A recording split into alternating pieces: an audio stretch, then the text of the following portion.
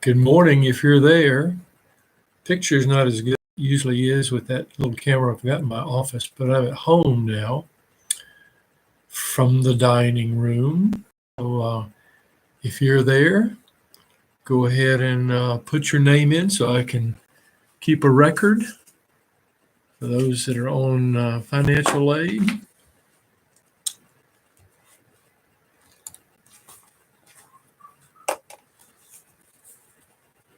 Good morning, Kia, Millette, Caitlin, glad you're here.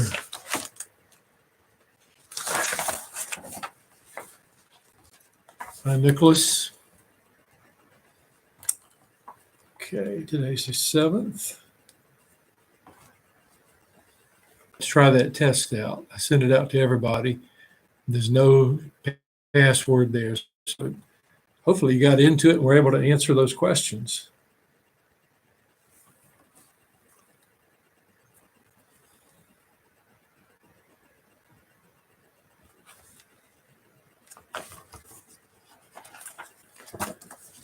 Good morning, Haley.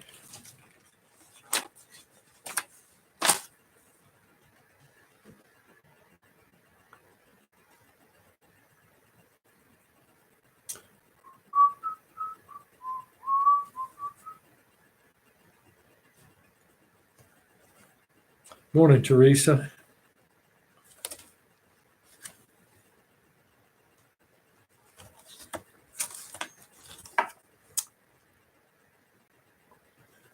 Okay, Chantel. Talking about me or the girl behind me? Good morning, Tiffany. That's my daughter behind me in the dining room.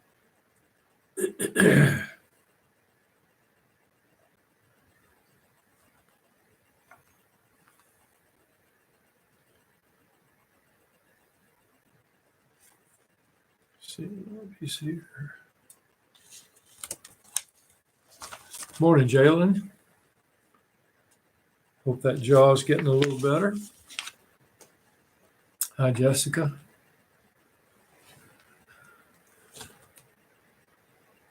See, you're here. Good.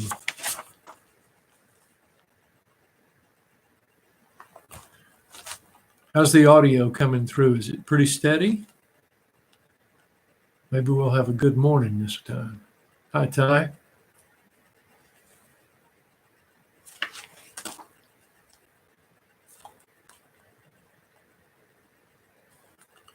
Let's see, Millette's here. Jessica's here. Monica's here. Oh, no. Oh.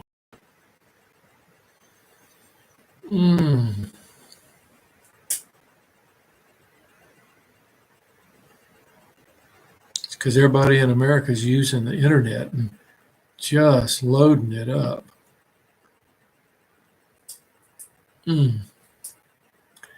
Can you hear me okay, Rhonda?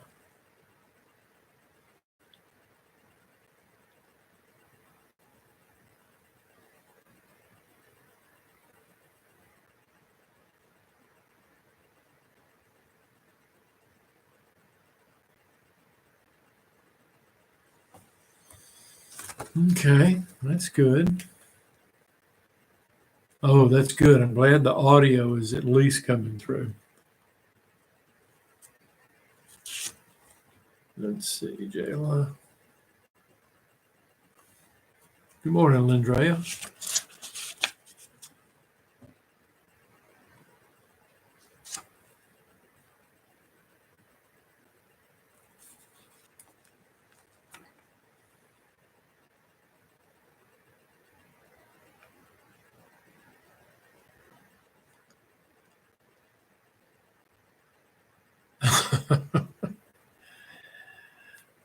Yeah, living in the country's got its advantage, but it also doesn't get a whole lot of Wi-Fi out there. Maybe some of those school buses will come by and you can get some off of them.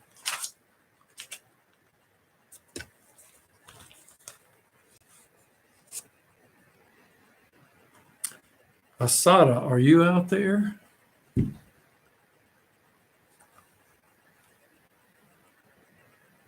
And Hannah and Breeley and Ramsey. Amanda, okay, good. Amanda. Okay.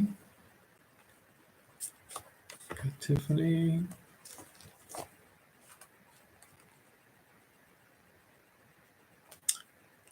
Okay.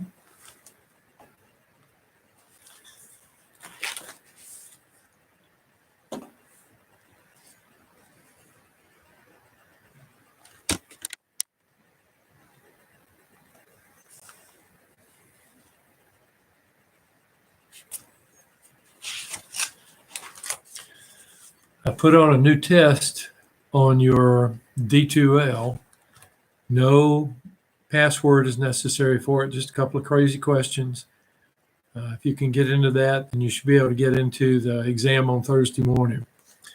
So what we'll do is I'll open that exam up for you for, like something like about, let's see, we start at 9:30, so maybe about 9:25, 9:20, somewhere in there. And you can start it. You got an hour and 15 there. Good, Tiffany, it came through okay. Ty, you didn't see it in yours?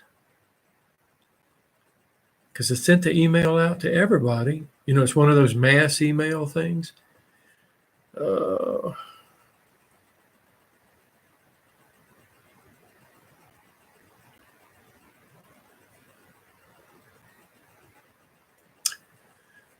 My understanding that you'll have a camera there, and you'll also have a mic. Got to have a microphone. Hi, Victoria. Rhonda, you don't get emails?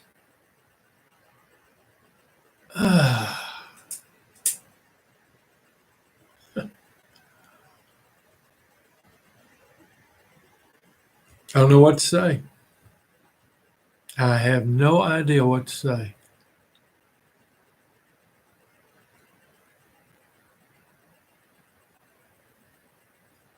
No, it should come across. You should just get an email, and you look under quizzes.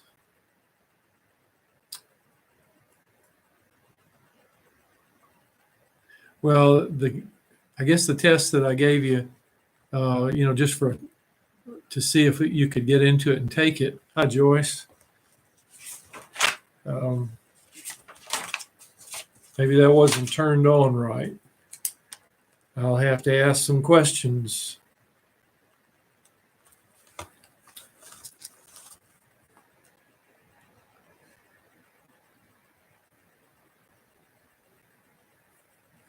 Oh my.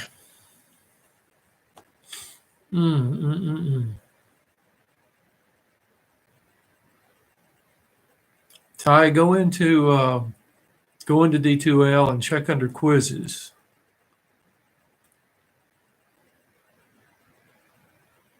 See if it says Bio 210 practice exam. Maybe the email was just to tell you about it, and so it wasn't attached as far as I know. It was just an email of information. So look under quizzes, see what you come up with. Okay, great. Okay, Alexis, you found it. Okay, good. Okay.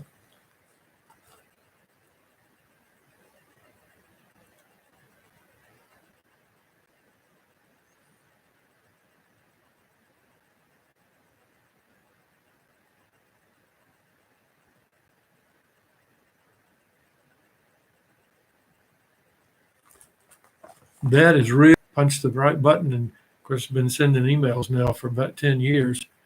So, wow.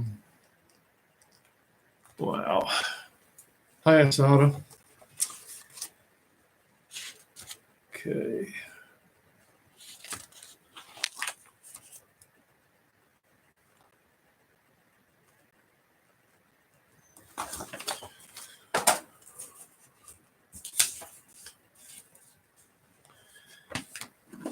Okay, Rhonda, are you the only one who is not getting my emails?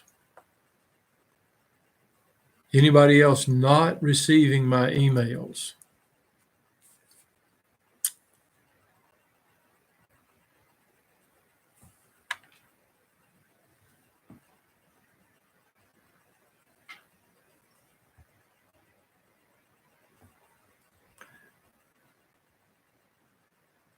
Ty, it's the Bio 210 practice exam. You don't want to get into the HL. I think I just took that off. Let me check. I'm going to go to D2L and see what happens here. Let's see how I can get into D2. Yeah, you're right, Mallory. Just to verify it works with our computer. Asada says, I sent you an email about the quiz online, but I didn't get an email either.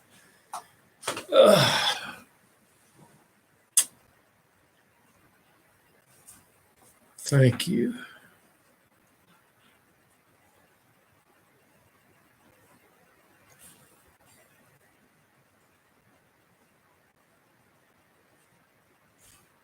I just mail a batch out. Let's see here.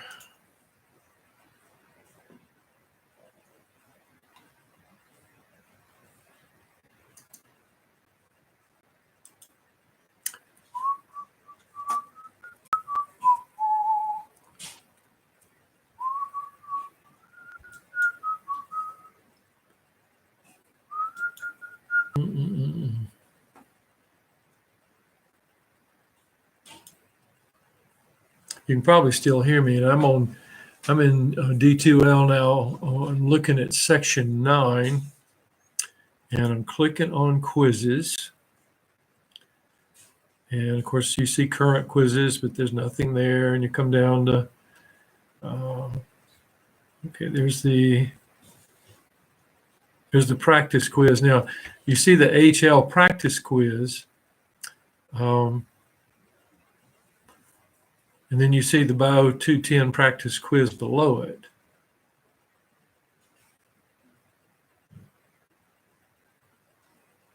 So you should be able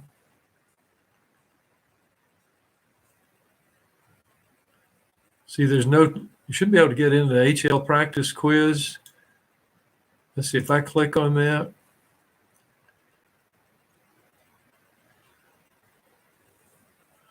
Okay, yeah, it's got a couple of questions. You can click on those.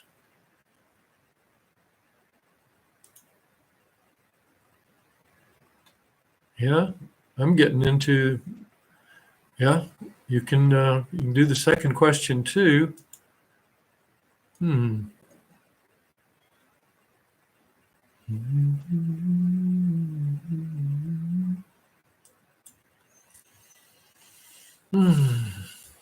Okay, and let's see, I'm going to try and get into the Bio 210 practice exam. I clicked on it. Yep, there are the two questions. I did those this morning just to see if it would work for you.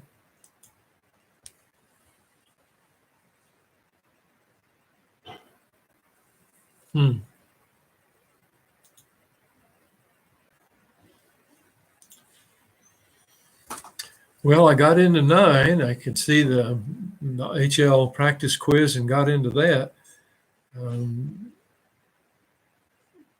Let's take a second or so, and for those of you that have a problem, go to your D2L and see if you can see that test under quizzes. That's right, Jalen. Just to see if you can get onto the system. Okay, you see something. Okay, good, Asada. That's great. Okay, good, Mallory. Practice exam.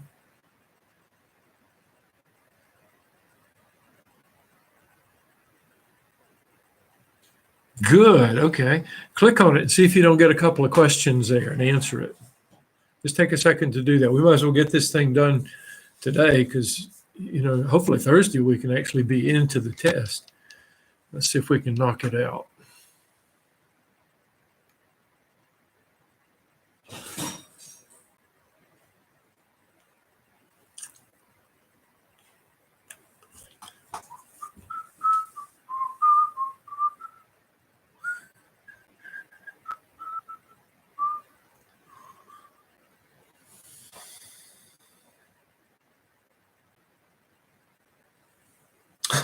You just took the quiz, huh, Ty? Great. Good. Yeah, you can take it tonight when you get home after work. That's fine, Jalen. Just want to make sure that everybody can get into the test. Okay, Landrea, good.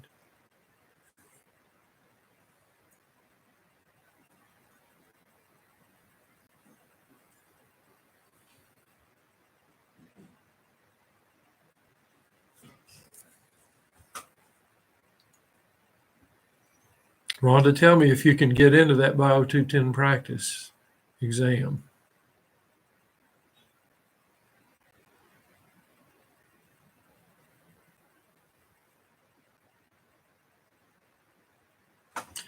Yeah, you want to take it under honor lock. It's going to have a camera. If you have a Chromebook, you probably have a camera and a microphone in it.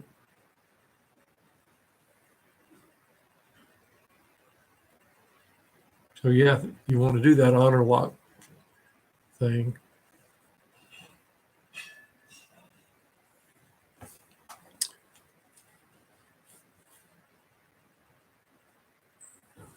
Asada, okay, let's see, Shelly. Yes, sir, I did the quiz, not sure if under HL. If you didn't have HL in front, do.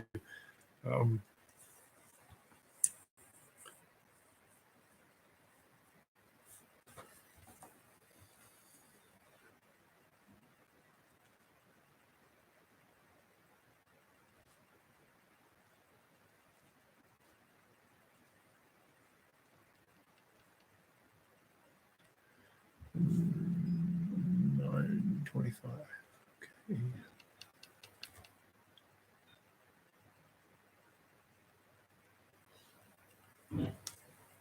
Okay.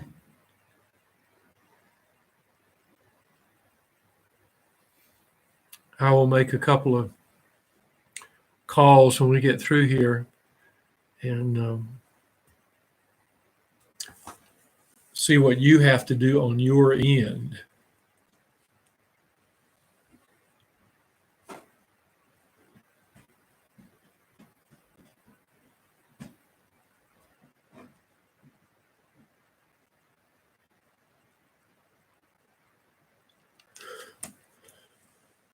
Okay.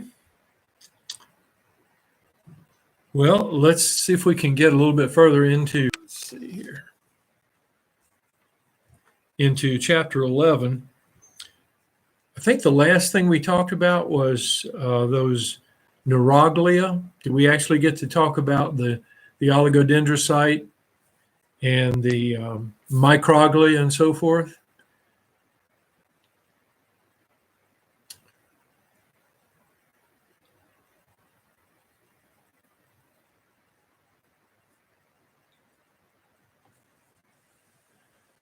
Well, I hope so, Mallory. I hope so. Well, I'll make a couple of phone calls after we get through with the lecture, and then I'll give you an email, hopefully with some instructions in it. Rhonda, I don't know how we're going. You've been getting in touch with Monica, so let's just hang tight and see if I can figure this thing out sometime after we get off of here in terms of the chapter 11. And hopefully all of you will receive an email. Okay, the quiz didn't. I'm unsure if I did it right. I will get some steps for you, and we'll see if we can pull this thing off.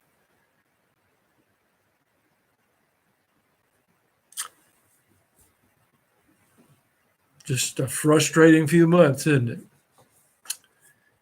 Okay, so let's go back to the book. And that first question I asked about the neuroglia, I think we covered some of them. The oligodendrocytes on page 388. Page 388 in your textbook, got some pictures of them. And did we go through the function of the neuroglia?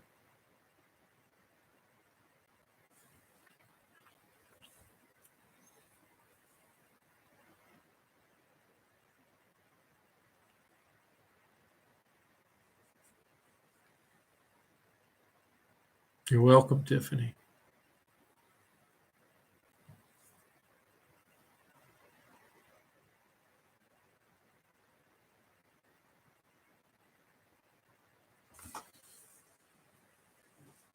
So how far do we get with the neuroglia?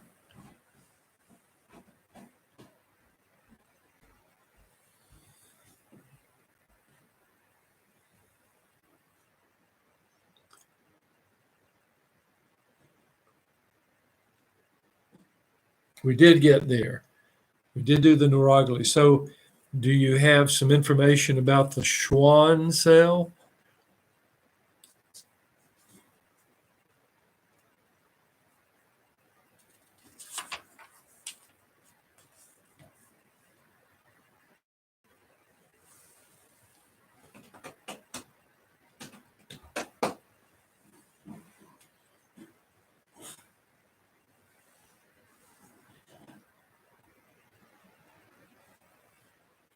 Okay, Landrea says we did not get that. I don't have much notes for neuroglia.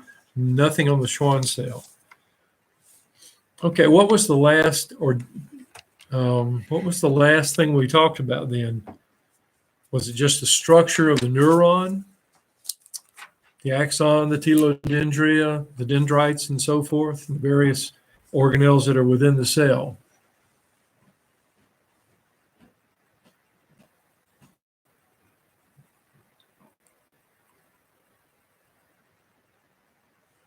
Okay. All right, so let's look on page 388, and let's look at the support cells. The neuroglia are called support cells. Now, if you look, it begins with neuroglia or neuroglial cells. If you read a couple of lines in there, if you do that,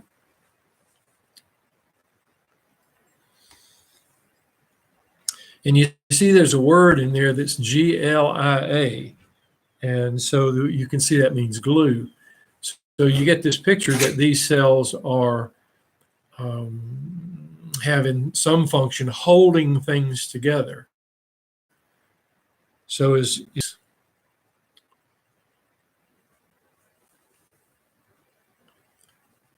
page 388 down at the bottom of that page, and you see 11.6. So we've got a number of support cells.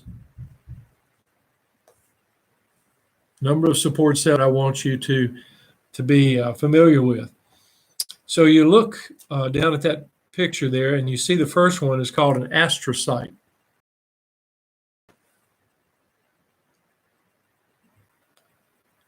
And so you see it's got a nucleus inside it. It's got a cell body, and you see the little projections coming off of it.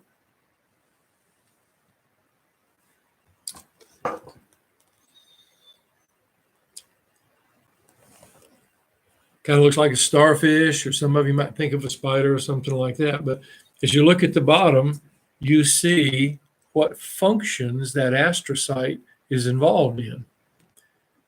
And so you see it says anchor neurons and blood vessels. So these structures, the neurons and the blood vessels, are simply not floating free. They've got some support. And a lot of that support comes from the astrocytes. So you see, you want to check down there at the bottom where it says anchors neurons and blood vessels. And you look also, you skip on down to where it says facilitates the formation of the blood-brain barrier. Now, if you look at the picture, look at that astrocyte, you see the little projections, the little extensions of its cell body. Some of them go over toward a red structure. Be on the left of your diagram there. That red structure is either an arteriole or it's a capillary. And you notice how the astrocyte covers up some of that blood vessel. Well, that is what we call the blood-brain barrier. So it's more difficult for pathogens, can we say, to enter into the blood that is going to feed the cells that make up our brains. So you've got the first part says anchors neurons and blood vessels, keeps them from flopping around. But it also, you see it says, helps with the formation of the blood-brain barrier, protects our brain. And then you see it says it repairs damaged tissue.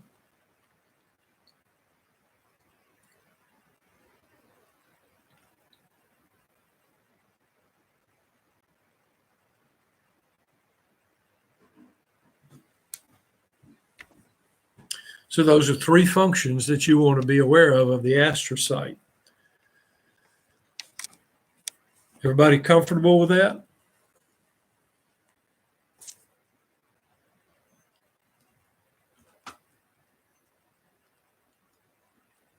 Give you a second or two to reply if you need to. If you don't reply, I'll move on to the next one.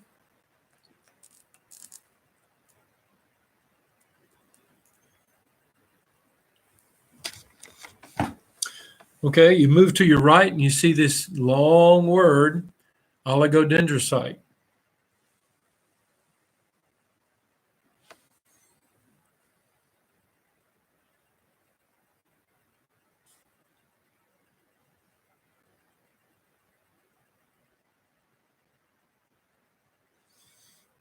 So you look at the cell with the nucleus, and it too has extensions. And those extensions are, you see they're a different color from the astrocyte. The extension from that oligodendrocyte is insulating material. Insulating material.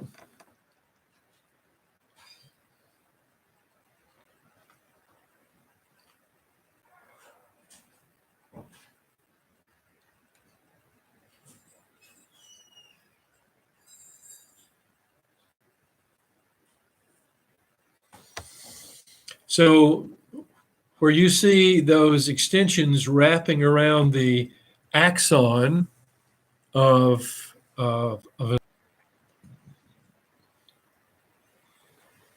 so in a sense, you know, our wiring is made up of axons and dendrites, which we talked about in terms of the neuron.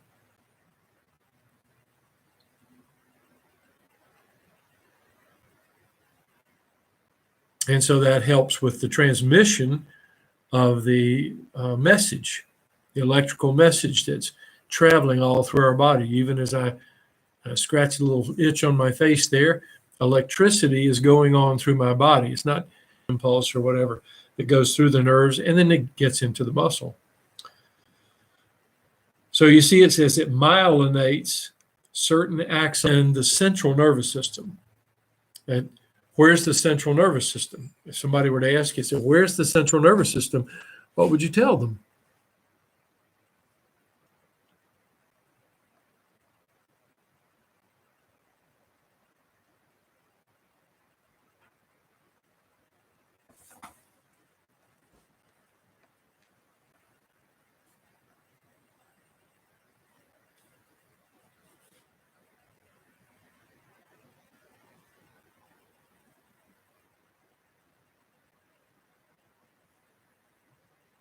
So the oligodendrocyte is found in the central nervous system. That's right, Jalen, or Joyce, and spinal cord too. So there's our second neuroglial cell. So look to the right, down at the bottom again, figure 11.6, look to the right and you see microglial cell. Sometimes they leave the L off and talk about microglia or microglia. And notice what it does. Kind of looks like one of those little starfish that you can get. Sometimes you find on the beach if you ever get a chance to go there.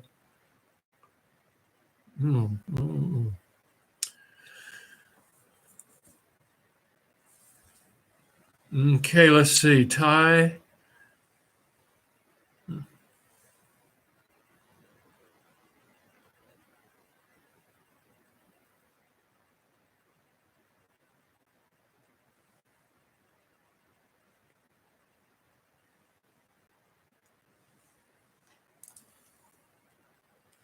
Right, it's loading. Ooh-wee.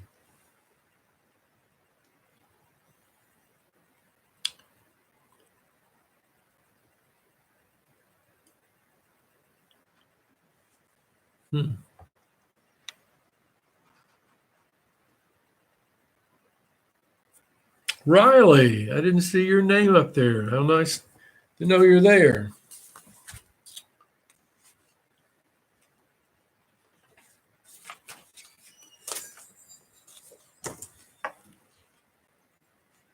Jerkita, are you not there?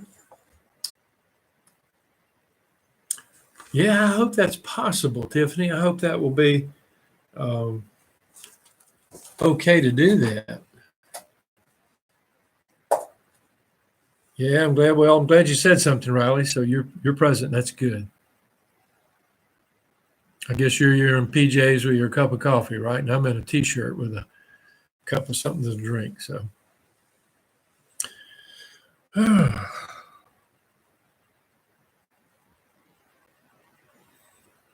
well, I tell you what, I can go ahead and give the lecture, and I know it's going to be frustrating for you, but like Tiffany says, maybe we can come back in an hour or two, and it's not going to be require so much buffering.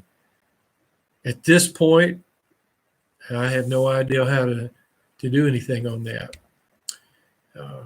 I can look in to see if there's a different program. There's a couple other programs that some people are using called WebEx, and there you can get a conference going.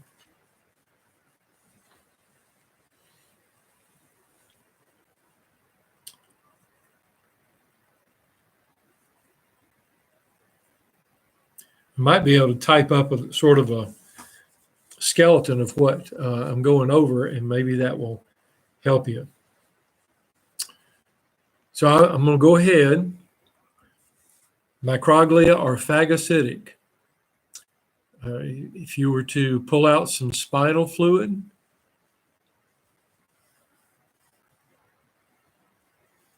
okay, well, that's good. Well, maybe that'll be smoother, Tiffany. That's good.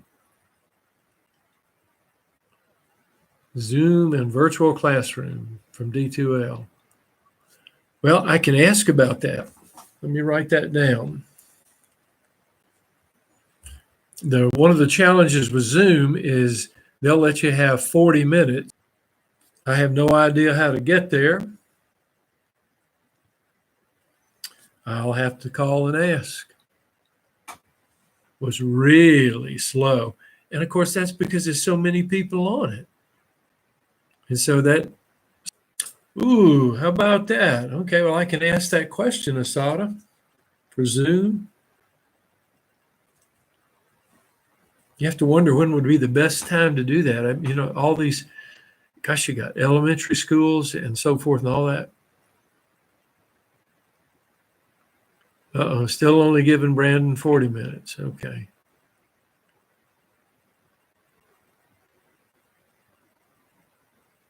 Well, as long as you can look at it later and it's all been loaded on, so to speak, then I guess we'll have to.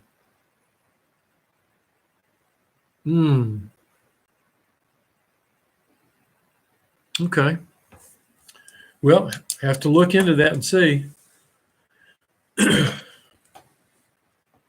Trying to get into our brain to eat our brains. Then you come over to the far right of that picture, and you see ependymal cells. Ependymal cells.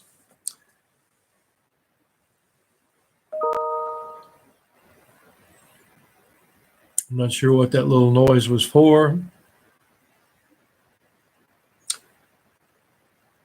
But look at the bottom. You see it says lines, cavities. And you see it says cilia. Now, you know we have some ciliated cells. You girls have it in your fallopian tubes. Everybody's got it. And then you girls, when you got an ovum coming down your fallopian tube, you've got cilia that are pushing that little ovum down the tube toward the uterus. Over here, I want to give you a picture of it. Let's see.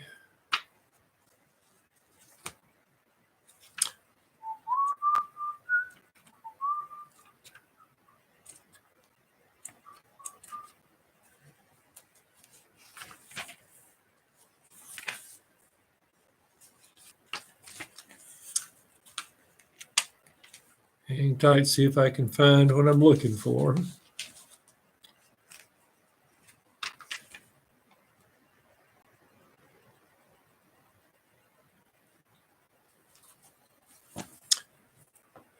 Okay, let's turn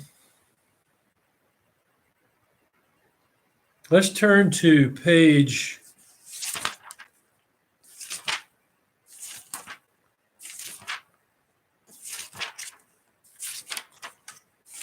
Well, I had it a moment ago. Let's see if I can find it.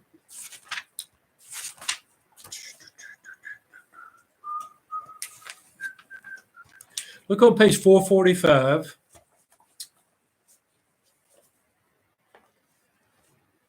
Page 445.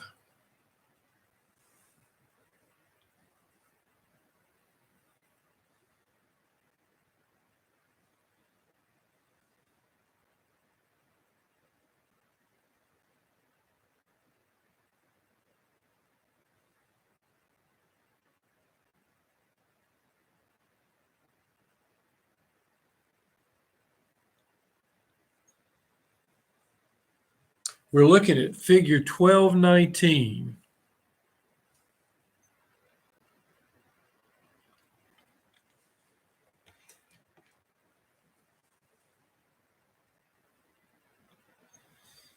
Now, what you should see is an illustration of the brain.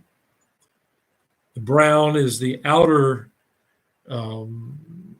tissues, the external tissues of the brain.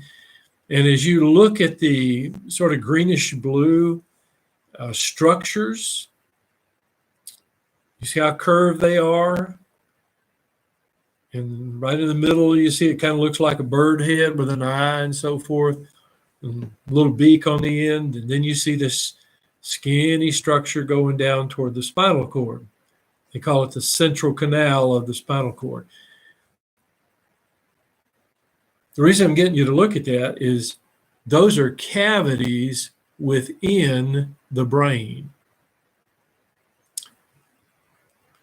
And so we have fluid in those cavities. Now, I'm not going to ask you about this until we get to this chapter. We're just on chapter 11, but I just wanted you to be able to picture what these ependymal cells are doing. Now, you don't see any ependymal cells in the picture, but you've got these cavities. And in those cavities is cerebrospinal fluid. So it's produced in those cavities, and you have these ependymal cells with the cilia that are gently moving that fluid along. So all this green material, or this green part of the picture, is filled with fluid, and the fluid is not static. The fluid is moving. It goes all through those canals that you see, all these green things, and look on the facing page, 444. Now, I'm not going to test you on this on test 4, okay? Test 4, that's 10 and 11, okay? So we're not going to be tested on this. But as you look on page 444, you see you have a frontal section up there on the left, and then you see that section enlarged at the bottom of figure 1218.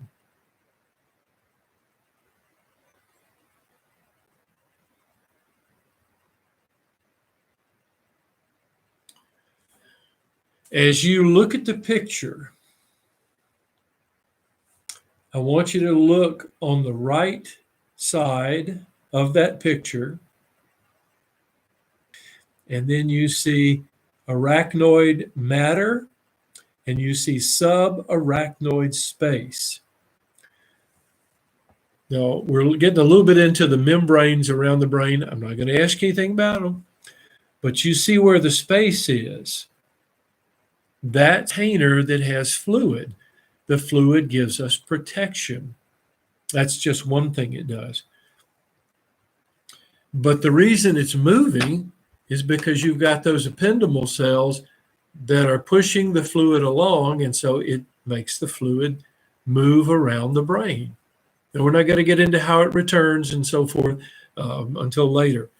But anyway, you get a picture that you've got these ependymal cells in your nervous system, in the brain, and they're pushing fluid along.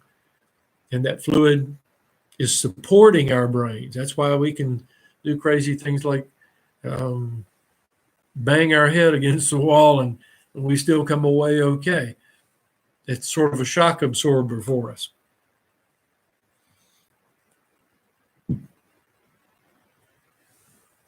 So the main thing you want to remember about ependymal cells, they are in the nervous system and they move cerebrospinal fluid with as well as outside the brain.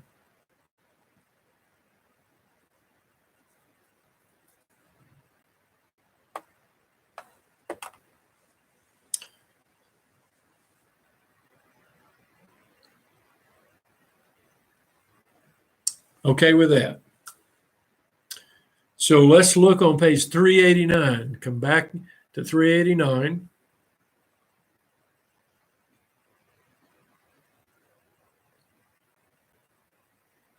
And you look in the second column,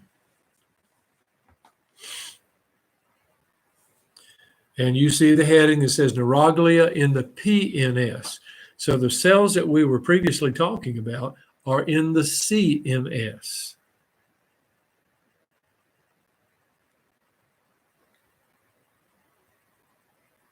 Now we're going to look at a couple of neuroglial cells that are in the PNS. So you come down into that paragraph under neuroglia in the PNS, and you see Schwann cells in italics.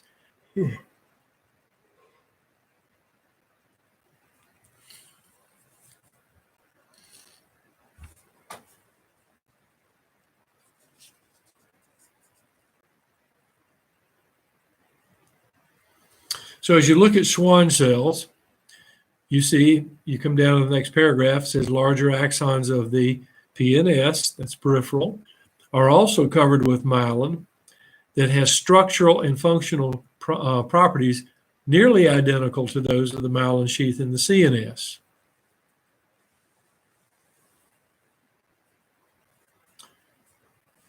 So as you look at the picture up above, look at the Schwann cell, figure 11.7.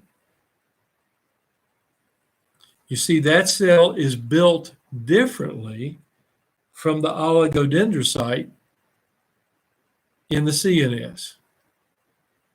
It has a similar function in terms of insulation by myelin, but it is not built like an oligodendrocyte. You go back over to that previous page and you see the oligodendrocyte. It's got little extensions, doesn't it? So not only does that insulate the axons, but it also helps the astrocytes hold things in position.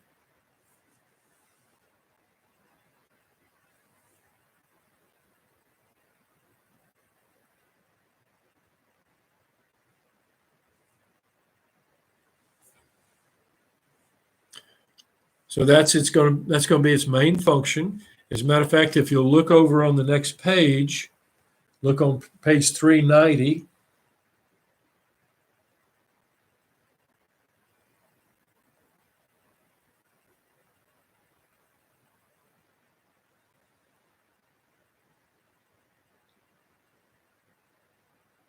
And you look at the figure 11.8, and you see that insulation is in little sections.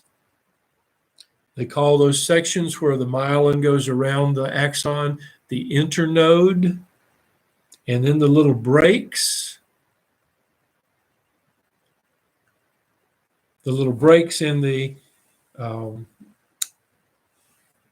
insulation, those are called nodes of Ranvier.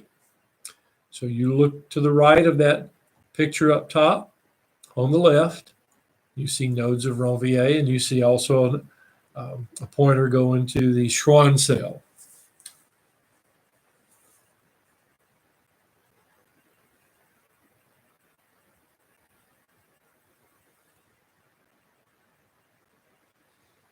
So it's there for insulation.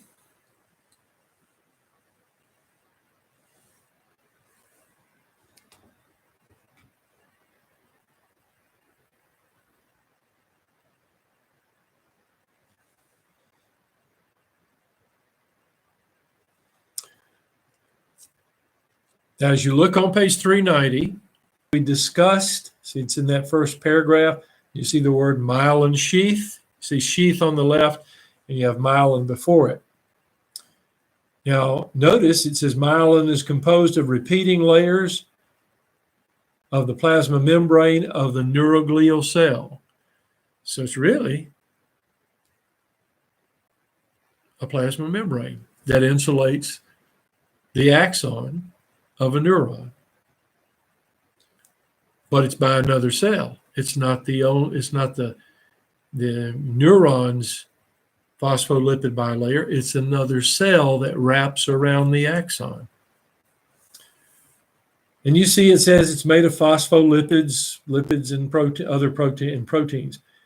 Then you go over to the next paragraph, second column.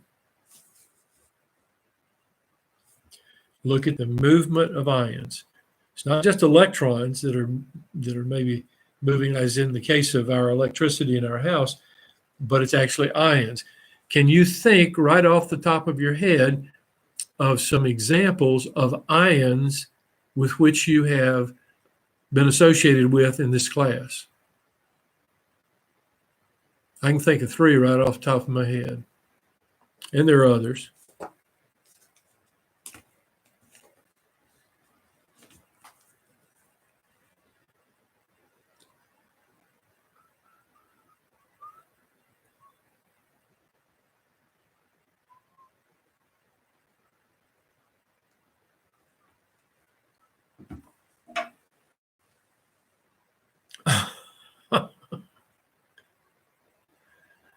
Oh my. Okay. Well, I hope when you look at it again, it's going to be all put together. I know that's frustrating. It's frustrating for me too, just like it is for you guys. Stuff done. Anyway, what I was thinking of was you could think of sodium ions. I ask you to think about ions that you've been associated with, and sodium's one. That's right. That's right, Monica. Got fast fingers there. That's good. Think of calcium, think of chloride, think of potassium. Those are all ions. So, but notice it says in that paragraph, electric current is the movement of ions, and they do not pass easily through the phospholipid bilayer of the Schwann cell. So that's like insulation around our copper wires.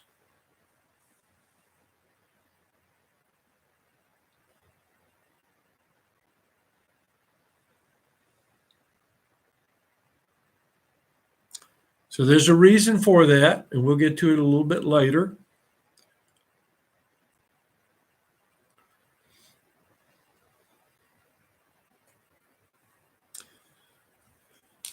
Now go back to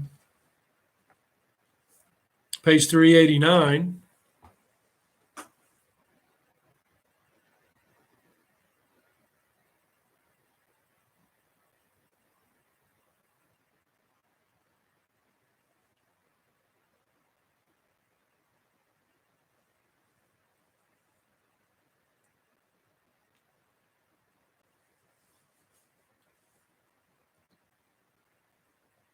And you look up at the top, figure 11.7, and you can see the Schwann cell that is myelinating the axon.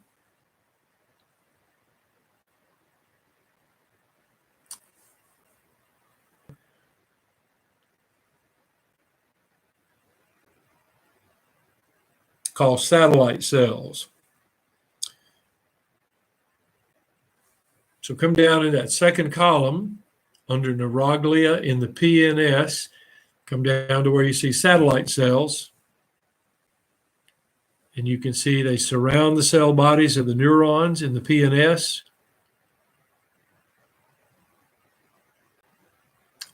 And we really don't know what goes on there. That's nothing new. There's a lot of stuff we don't know. We can know enough to help some people with medical issues, but boy, we sure don't have it all figured out.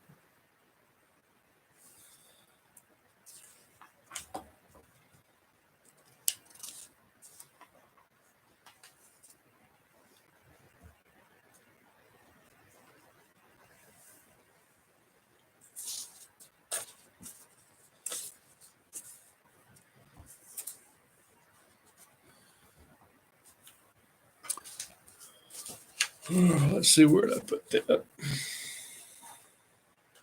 There it is. Okay.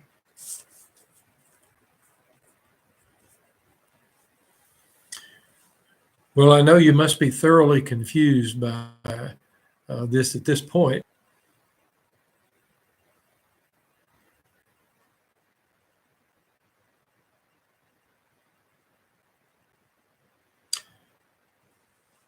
Can all of you go to page 393 now?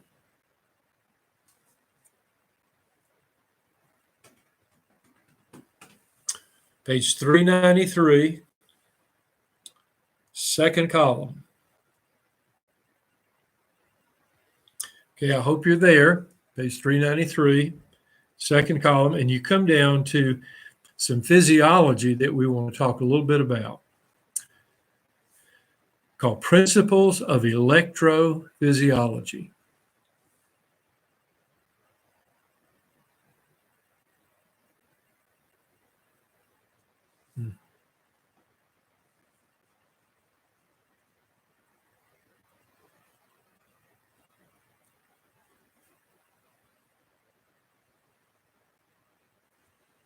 Now look at the first paragraph and you see 1, 2, 3. And then you come to, it says, in muscle tissue.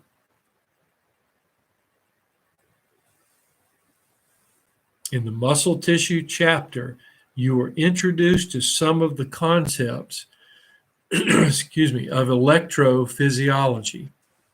Now, you know physiology is the function of structures. And then, of course, electro throws something else in it. Well, we're going to have some sort of aspect of electricity that is part of our normal physiology.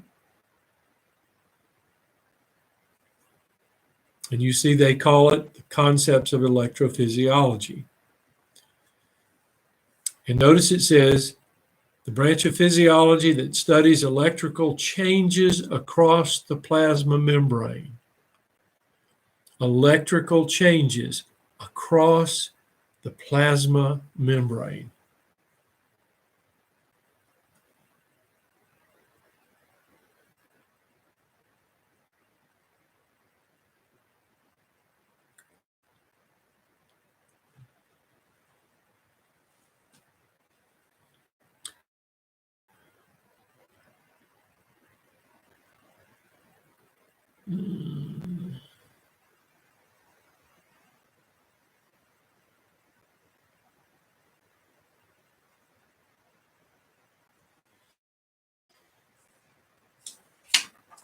Does anybody not see that?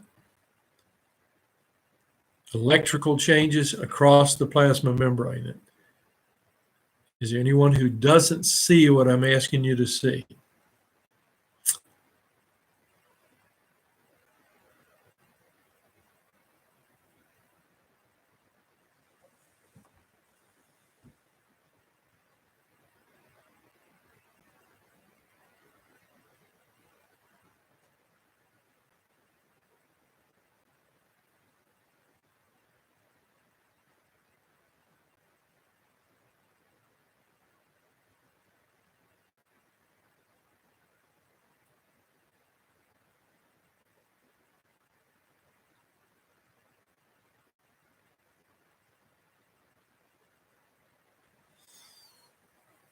Okay. There is no figure at this point now, or you just wanted them to see electrical changes across the plasma membrane. Now, what I want you to do is go back to page 79.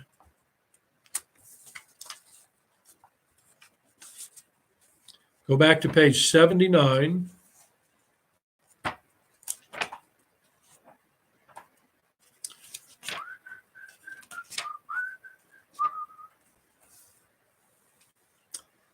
And we're not looking at a figure yet.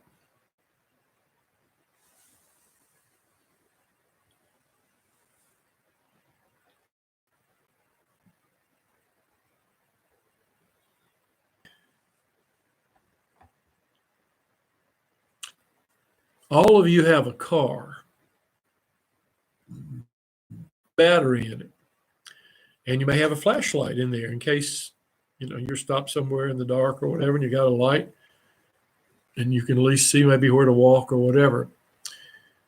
But your battery has to be charged in order to, when you turn the switch and complete the circuit, you've got electricity flowing through the wires, and that will make your, and then eventually your engine turns over and all of a sudden it catches, and next thing you know, we've got an engine that's running. A dead battery is not worth anything. It's not going to help you. So in order to have electrical activity going through your brains and eyes and hands and so forth today, and mine is seeking to help you understand it, things have to be charged so that they can discharge and create an effect that we want, that we desire. So on page 79, in the second column,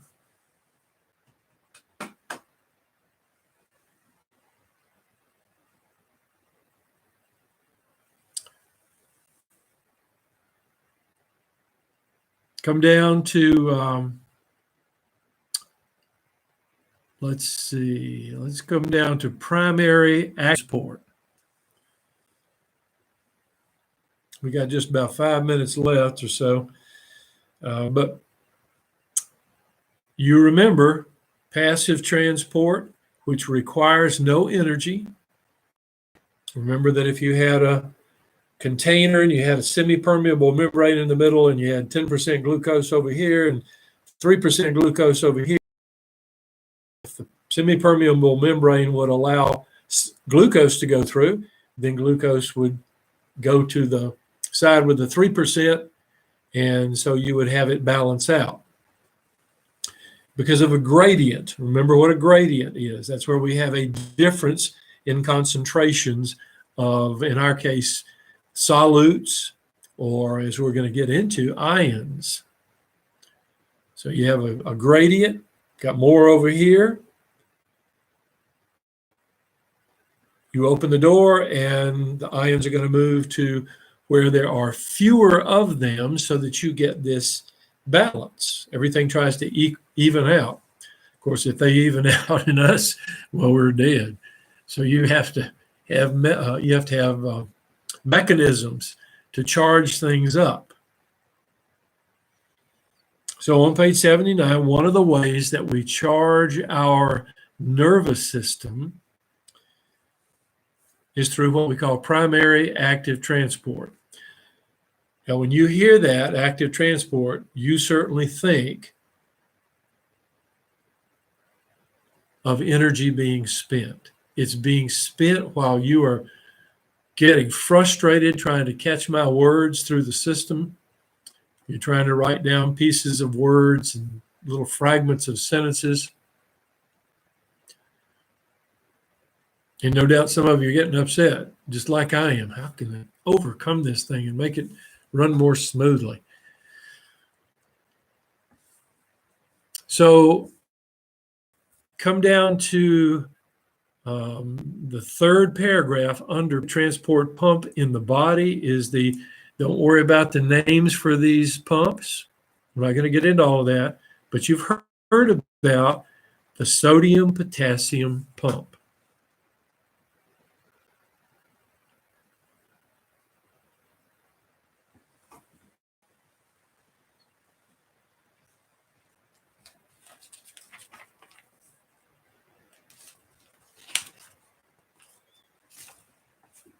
Go back to page 72 for just a minute.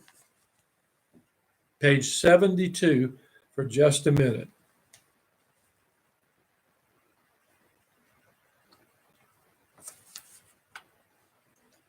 And you're looking at figure 3 just to see if some noise is getting in your ears from where I sit. I don't know what that means.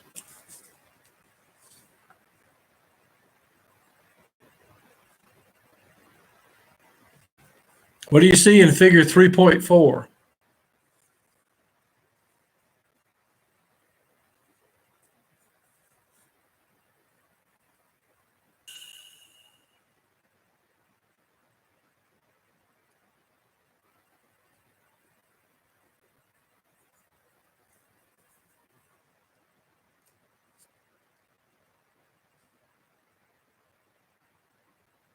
Can you guys hear anything over me, from me?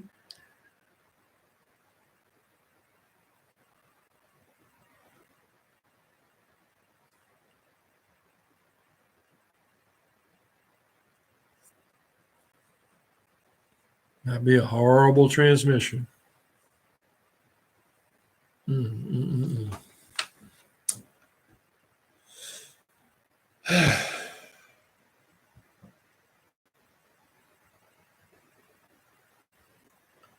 Yeah, I'm glad you did. At least you know you're lost. That's the first problem, is to find out that you are lost.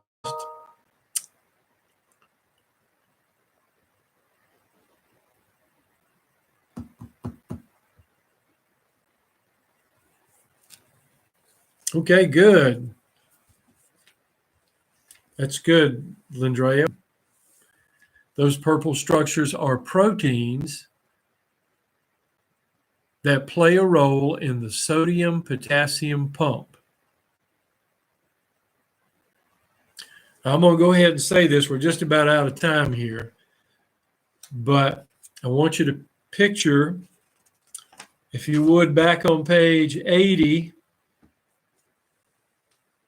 Go back to page 80.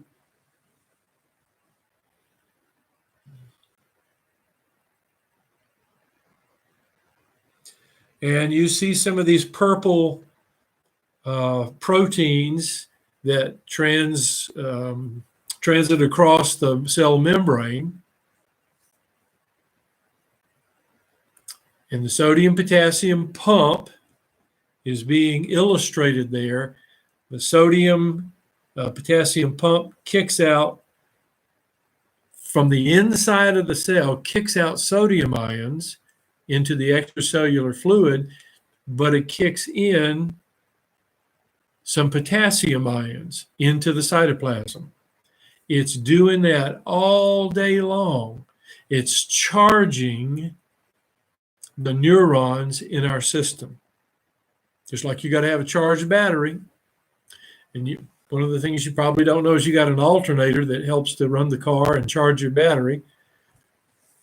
Well, we've got a sodium-potassium pump that is constantly taking sodium ions out of the cell and bringing potassium ions inside the cell. But the numbers are not totally equal on either side of the plasma membrane. That's correct, Monica. By forming, and that is the result of their activity. They form an electrochemical gradient. It's not exactly equal, but that we don't want it to be equal. If it's equal, we're dead in the water. It's like with a dead battery. But you got to have a charge difference from the outside to the inside. And so the sodium-potassium pump pumps out sodium into the extracellular fluid and pumps potassium into the intracellular fluid. So you get a charge. You need that charge. I want you to look on page 82. We're going to close with this. On page 82.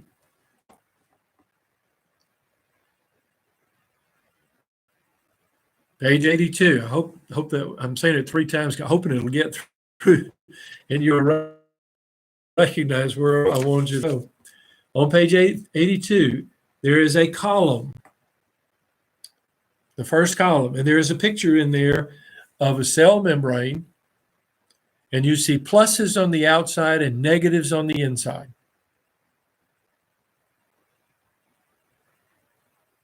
That means that cell is charged in that sense. There is an electrochemical gradient, as you said, Monica, and we would say that the cell is charged and ready to discharge. If you can't get it to discharge, then it's dead in the water. But the discharge is what reaches our muscles and so forth, wiggling your fingers, moving your mouth and your tongue and so forth. Your diaphragm's going down and increasing the volume of your chest cavity, so you suck air in, so forth. You got to have those nerves charged to do that. So they have to have positive on the outside and negative on the inside. So I want you to read that column. It's going to talk about membrane potential, give you a little explanation about that, and it's going to talk to you about resting membrane potential.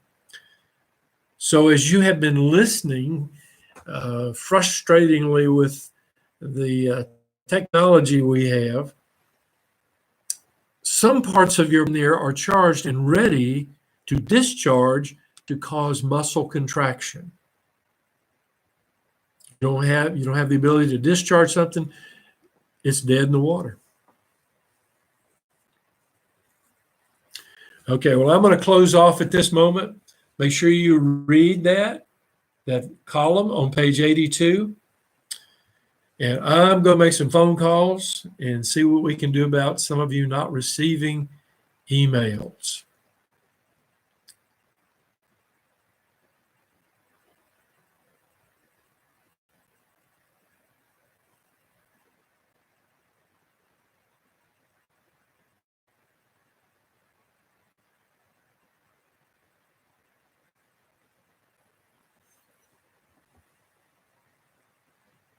That's correct. That's correct, Monica. I'm going to be doing that too. Boy, this material is tough enough to understand. Then you got the technology that just can't handle it. It makes for a frustrating moment, doesn't it? And I'll see what I can find about a virtual classroom. Okay, thank you for pointing me in that direction, Ty. All right. You guys have a good morning. We'll see you later.